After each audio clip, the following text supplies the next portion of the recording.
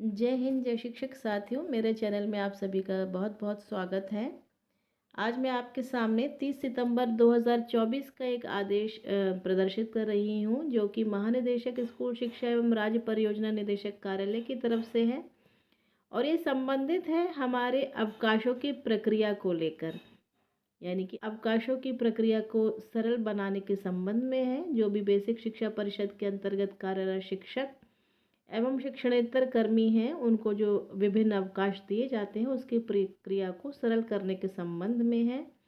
इसमें 2/5/2023 के आदेश का संदर्भ ग्रहण करने का कष्ट करें। ये आदेश भी मैं आपको आगे इसी वीडियो में दिखा दूंगी, जिसके माध्यम से बेसिक शिक्षा परिषद के अंतर्गत कार्यरत शिक्षकों एवं शिक्षणेतर कर्मियों को दे विभिन्न अवकाशों की प्रक्रिया के सरलीकरण के संबंध में निर्देश दिए गए थे। दिनांक 1/3/2023 को उपलब्ध कराए गए प्रस्ताव पर शासन द्वारा अनुमोदन किया गया था।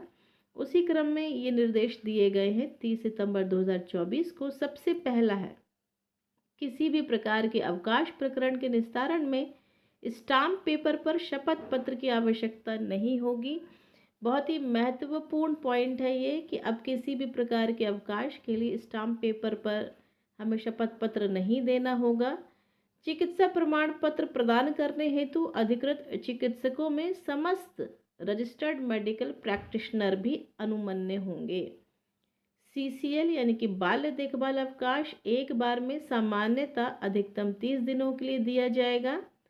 उसमें यदि चुनाव है, कोई आपदा है, जनगणना है, बोर्ड परीक्षा ड्यूटी है अथवा विद्यालय परीक्षाओं की अवधि है, तो उससे 5 दिवस पूर्व की तिथियों हेतु प्राप्त बाल्य देखभाल अवकाश प्रकरणों को खंड शिक्षा अधिकारी और जिला बेसिक शिक्षा अधिकारी द्वारा विचार करने के उपरांत निस्तारित किया जाएगा। उक्त से भिन्न अवधियों हेतु प्राप्त बाल्य देखभाल अवकाश प्रकरणों में केवल विद्यालय बंद होने की स्थिति को छोड़कर खंड शिक्षा अधिकारी द्वारा अनिवार्य रूप से अग्रसारित किया जाएगा और जिला बेसिक शिक्षा अधिकारी द्वारा अनिवार्य रूप से स्वीकृत किया जाएगा। यहाँ आप ध्यान दीजिएगा कि अनिवार्य रूप से उनको फॉरवर्ड करना है, किसको? बीईओ, जो हमारे ब्लॉक के खंड शिक्षा अधिकारी हैं, और जिला बेसिक शिक्षा अधिकारी को उन्हें अप्रूव करना है। वो उसको रिजेक्ट नहीं कर सकते यदि जो उपरोक्त कारण दिए हैं, यदि वो कोई कारण नहीं है, उसके अलावा विद्यालय बंद होने की कोई स्थिति नहीं है, तो बेसिक शिक्षा अधिकारी द्वारा इस प्रकार का अवकाश अनिवार्य रूप से स्वीकृत किया जाएगा। चौथा है, बेसिक शिक्षा परिषद के पत्र दिनांक 20 फरवरी 1999 के अनुक्रम में बेसिक शिक्षा परिषद के अंतर्गत कार्यरत शिक्षकों एवं शिक्षणेतर कर्मियों को ग्रीष्म अवकाश और या शीत अवकाश में सक्षम अधिकारी के आदेश पर कार्य किए जाने के सापेक्ष ही अर्जित और उपार्जित अवकाश दिया जा सकेगा। पांचवा है, परिषदीय विद्यालयों में कार्यरत कार्मिकों को निर्बंधित अवकाश, प्रतिकर अवकाश और अध्ययन अवकाश अनुमन्य नहीं है। इसका मतलब है इन्हें किसी भी प्रकार का रेस्ट्रिक्टेड हॉलिडे, प्रतिकर अवकाश, ऐसा अवकाश जो छुट्टी के दिन कार्य लिया जाता है उसके बदले जो अवकाश मिलता है, ऐसा कोई अवकाश परिषदीय विद्यालयों में कार्यरत कार्मिकों के लिए नहीं है और न ही अध्ययन अवकाश हम परिषदीय विद्यालयों में कार्यरत कार्मिकों के लिए है। इन निर्देशों का अनुपालन सुनिश्चित करें। और यह आदेश है कंचन वर्मा, महानिदेशक स्कूल शिक्षा। अब मैं आपको वो आदेश दिखाती हूँ 2 मई 2023 का, जिसमें बताया गया था कि अब अवकाशों की प्रक्रिया को सरल किया जाएगा और उसी आदेश के क्रम में 30 सितंबर का आदेश निकला है और ये प्रस्ताव 1/3/2023 को दिया गया था। यानी कि मार्च में जो प्रस्ताव दिया गया था उसका मई में अनुमोदन हो गया और अब दोबारा से 30 सितंबर को एक नया आदेश निकाला गया है। और एक आदेश 9 मई 2023 का भी है, जिसमें अवकाशों की प्रक्रिया को सरल बंद करने के संबंध में है। ये भी मतलब 2 मई के बाद फिर 9 मई को ये आदेश जारी किया गया है और उस समय महानिदेशक थे हमारे विजय किरण आनंद जी, जिन्होंने आदेश निकाला था। इसके बाद 1/3/2023 यह वह प्रस्ताव है जो दिया गया था, किसकी तरफ से? महानिदेशक स्कूल शिक्षा उत्तर प्रदेश लखनऊ की तरफ से। और ये प्रस्ताव हमारे अवकाशों की प्रक्रिया को सरल करने के संबंध में ही था, जिसमें उस समय प्रावधान था कि समस्त प्रकार के अवकाशों पर स्टाम्प पेपर पर शपथ पत्र लिया जाता था। लेकिन अब ये प्रक्रिया समाप्त कर दी गई है, शपथ पत्र लेने की कोई आवश्यकता नहीं है। उस समय चिकित्सा प्रमाण पत्र प्रदान करने हेतु अधिकृत चिकित्सकों का निर्धारण में समस्त रजिस्टर्ड मेडिकल प्रैक्टिशनर शामिल नहीं थे, लेकिन अब इस प्रस्ताव को मान लिया गया है कि समस्त रजिस्टर्ड मेडिकल प्रैक्टिशनर को शामिल कर लिया गया है, यानी कि वो भी चिकित्सा प्रमाण पत्र बना सकते हैं। बाल देखभाल अवकाश एक बार में स्वीकृत हेतु अधिकतम दिनों की कोई भी संख्या निर्धारित नहीं थी, लेकिन अब निर्धारित कर दी गई है। वो अब 30 दिन कर दी गई है, एक बार में 30 दिन की निर्धारित रूप से ली जा सकेगी।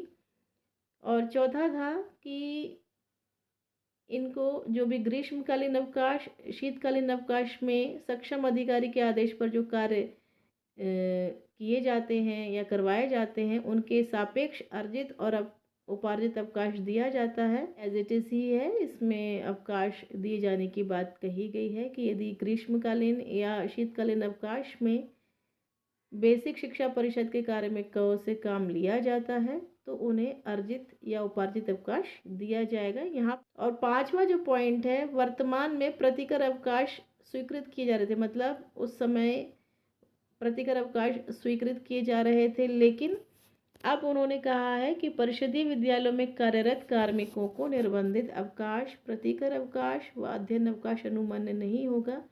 यहाँ मैं एक बात आपको बता दूं कि प्रतिकर अवकाश क्यों स्वीकृत नहीं किए जाते, इसका भी एक नियम है, वो मैं आगे आपको दिखा दूंगी।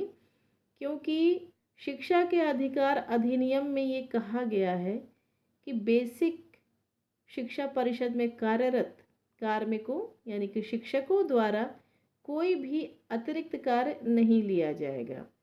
जब अतिरिक्त कार्य नहीं लिया जाने का प्रावधान है तो फिर प्रतिकर अवकाश नहीं है हमारे लिए, क्योंकि जब हमें अलग से कोई काम ही नहीं करना है तो प्रतिकर अवकाश क्यों होगा।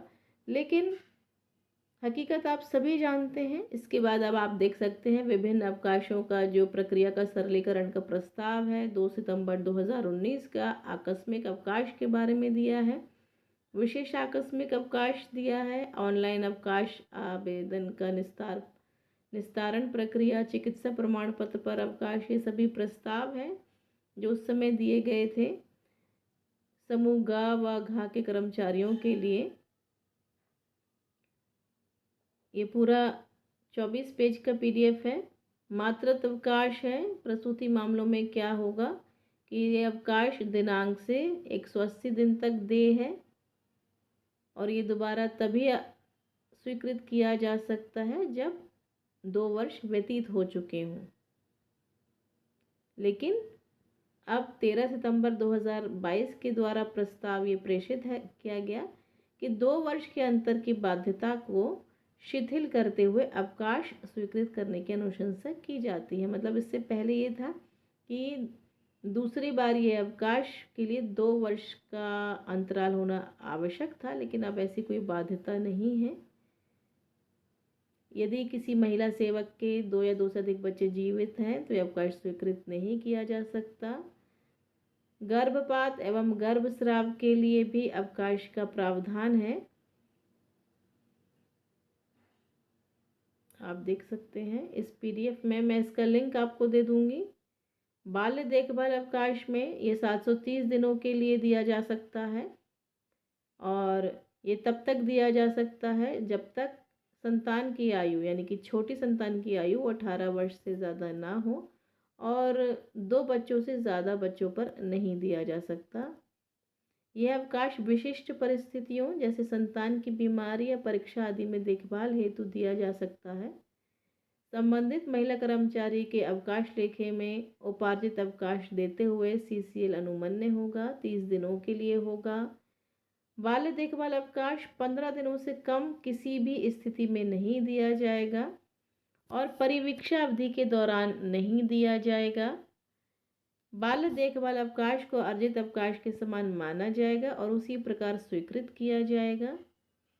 बस जो 4-5 स्थितियां दी गई हैं वो कोई भी स्थिति ना हो तो जिला बेसिक शिक्षा अधिकारी को ये अनिवार्य रूप से स्वीकृत करना पड़ेगा। एक ही विद्यालय में एक से अधिक आवेदन आने पर सीसीएल प्रकरण में प्रथम आगत प्रकरण को पहले निस्तारित किया जाएगा। खंड शिक्षा अधिकारी इसको 3 दिन में अग्रसारित करेंगे और अस्वीकृत करते हैं तो स्थिति स्पष्ट करेंगे और उसको अंकित करेंगे और आवेदक पुनः 7 दिन के भीतर दोबारा इसका आवेदन कर सकते हैं। 3 दिवस में जिला बेसिक शिक्षा अधिकारी इसका निस्तारण करेंगे और यदि अस्वीकृत करते हैं तो आपत्ति का निराकरण कर आवेदक द्वारा पुनः आवेदन अधिकतम 7 दिवस के भीतर किया जा सकेगा। जिला बेसिक शिक्षा अधिकारी कार्यालय में पदस्थापित कार्मिकों के आवेदन पत्र अपलोड होने के 3 दिवस के भीतर जिला बेसिक शिक्षा अधिकारी आवेदन निस्तारित करेंगे। अर्जित अवकाश के बारे में एक बार में स्वीकृत करने की अधिकतम सीमा है। यदि भारत में व्यतीत कर रहे हैं तो 120 दिन और यदि अवकाश भारत से बाहर के लिए लिया जा रहा है तो 180 दिन तक का अवकाश दिया जा सकता है, स्वीकृत किया जा सकता है। और अवकाश काल में सरकारी सेवक को अवकाश पर प्रस्थान के ठीक पहले प्राप्त होने वाले वेतन के बराबर वेतन प्राप्त होता रहेगा। असाधारण अवकाश यह एक विशेष प्रकार का अवकाश है जो विशेष परिस्थितियों में स्वीकृत किया जा सकता है। पहला, जब अवकाश नियम के अधीन कोई अन्य अवकाश दे ना हो। दूसरा, अन्य अवकाश दे होने पर भी संबंधित कार्मिक असाधारण अवकाश प्रदान करने के लिए आवेदन करे। यहाँ पर यह कंफर्म होना चाहिए कि वो स्थायी कर्मी है। 5 वर्ष तक की अवधि के लिए इसे स्वीकृत किया जा सकेगा और यदि परिवीक्षाधीन कर्मी है तो 3 महीने से अधिक नहीं दिया जा सकेगा। 6 मास का तब दिया जा सकेगा जब सरकारी सेवक ने 3 साल की सेवा कर ली हो निरंतर। 18 महीने का तब जब सरकारी सेवक ने 1 वर्ष की निरंतर सेवा पूरी कर ली हो और वह क्षय रोग अथवा कुष्ठ रोग का उपचार करा रहा हो। और 24 महीने की तब दी जा सकेगी जब संपूर्ण अस्थायी सेवा की अवधि में 36 मास के अधिकतम सीमा के अधीन रहते हुए जनहित में भारत अथवा विदेश में अध्ययन करने के लिए इस प्रतिबंध के अधीन दे है और संबंधित सेवक ने 3 वर्ष की निरंतर सेवा पूरी कर ली हो। यहाँ यह इम्पॉर्टेंट है कि अवकाश में वेतन दे नहीं होगा, यानी कि असाधारण अवकाश की अवधि में अवकाश का वेतन दे नहीं होगा। 7वां है ग्रीष्म काल में कार्य के बदले अर्जित और उपार्जित अवकाश। उपार्जित अवकाश के लिए जैसा कि पहले बताया जा चुका है कि ये यदि कोई कार्य लिया जाता है ग्रीष्मकालीन या शीतकालीन अवकाश में तो सक्षम अधिकारी द्वारा अर्जित या उपार्जित अवकाश दिया जाएगा, जो कि 20 फरवरी 1999 के आदेश के अनुसार दे है। अब यहाँ हम बात करते हैं प्रतिकर अवकाश की।